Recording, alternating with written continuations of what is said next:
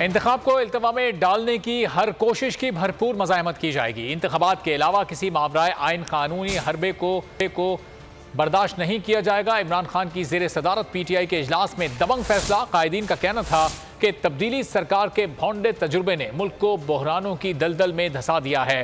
عوام کو انتخابات کے ذریعے قیادت کے چناؤ کا حق فوری دیا جائے۔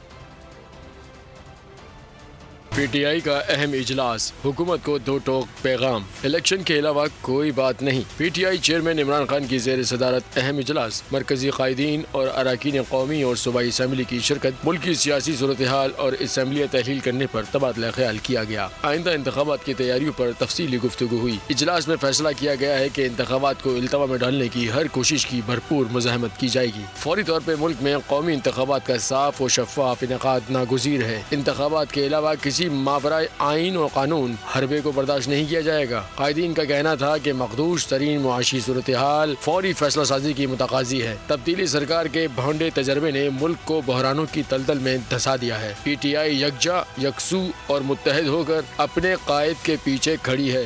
تاریخ میں پہلی بار عمران خان، آصف علی زرداری، شہباز شریف، مریم نواز، مولانا فضل الرحمان اور بلاول بھٹو سب ایک ساتھ چل آ رہے ہیں صرف بول پر۔ سب سے زیادہ ویوز اور سب سے زیادہ ریٹنگ کے ساتھ بول آج بھی رہا نمبر 1 پر۔